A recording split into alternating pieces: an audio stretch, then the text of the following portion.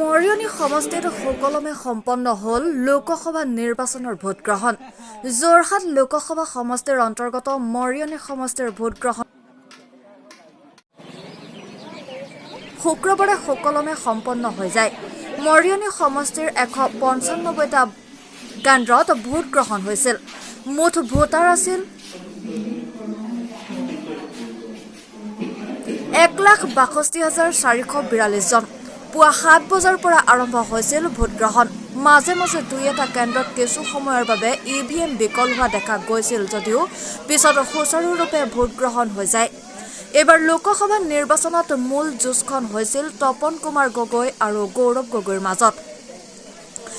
এইবাৰ বহুত নতুন ভোটাৰে ভোটদান কৰিবলৈ সুবিধা পায়। আমাৰ ওচৰত নতুন ভোটাৰৰ মন্তব্য আছে আৰু গৌৰৱ গগৈৰ হৈ মন্তব্য আগবঢ়ালে লোহিত কোঁৱৰে।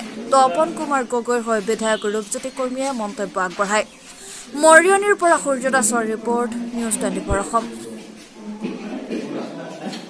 প্ৰথম ভোট দিছা? কি নাম তোমাৰ? নাম ৰাজা মিৰ্জা। অঁ, কেনেকুৱা লাগিছিলে ভোট দি? এইবাৰ প্ৰথম ভোট অলপ ভয় লাগিছিলে। ভয় লাগিছিলে।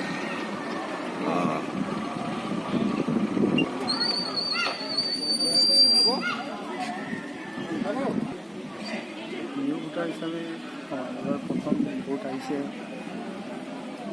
ভোট দি অলপ ভয় লাগিছে দেখাত। ভালেই লাগিলে ভোট।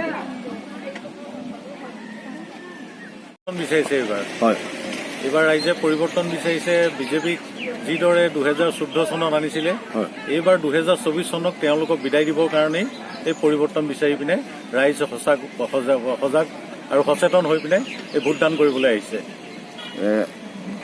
সেইটো এতিয়া আপোনাক সময়ে ক'ব, অনুমানিক সময় আছে। আমাৰতো 1.5 লাখৰ পৰা 2 লাখৰ ভিতৰতে জিকিব আমাক। অনুমান কৰা যায় যে আমাৰ কিমান ভোটাৰ ৰাইজ আমাৰ টেবুলৰ পৰা এই শ্লিপটো লৈছে। সেইটোতে বুজা যায় যে আমাৰ ভোটাৰৰ আমাৰ সমৰ্থনত বেছি আছে আৰু এতিয়ালৈকে আমি দি দিয়া হৈছোঁ। আৰু কেইটামান মুহূৰ্ত আছে আমাৰ জয় নিশ্চিত।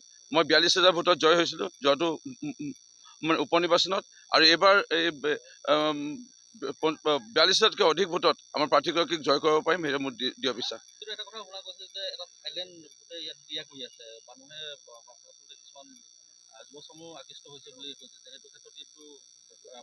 যুৱচাম আকৃষ্ট হ'ব পাৰে আগতে কেইদিনমান আগলৈকে, কিন্তু আজি তাৰিখত বুজি পাইছে যে দেশৰ প্ৰধানমন্ত্ৰী নৰেন্দ্ৰ মোদী ডাঙৰীয়া দেশখনৰ বাবে তৃতীয়বাৰৰ বাবে প্ৰধানমন্ত্ৰী হ'বলৈ গৈ আছে।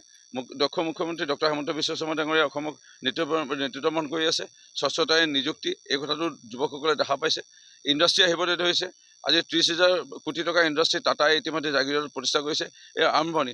ইয়াত গুলী বোম এইবোৰ নুফুটা হোৱাৰ কাৰণে উদ্যোগ এতিয়া আহিবলৈ ধৰিছে। বিভিন্ন ধৰণৰ বিদেশী উদ্যোগে হওক, আমাৰ ৰাষ্ট্ৰীয় বিভিন্ন ভাল ভাল কোম্পানী আহিব ধৰিছে। তাৰ পৰা নিযুক্তি যে বাঢ়িব, যুৱক যুৱতীসকলে নিযুক্তি লাভ কৰিব, এই কথাটো লৈ পেলাই যুৱচামে শেষমুহূৰ্তলৈকে বুজি উঠিছিল। আৰু আজি তাৰিখত, আজি ভোটৰ দিন 19 তাৰিখ, মোৰ দৃঢ় বিশ্বাস যুৱচামৰ এই শ্লিপ ল'বলৈ আমাৰ টেবুলৰ পৰা বেছিকৈ আহিছে। সেইটোতে প্ৰমাণ কৰে যে যুৱচামেও আমাৰ পক্ষত ভোট দিব আৰু আমাৰ প্ৰাৰ্থীগৰাকী বহু ভোটত জয় হ'ব।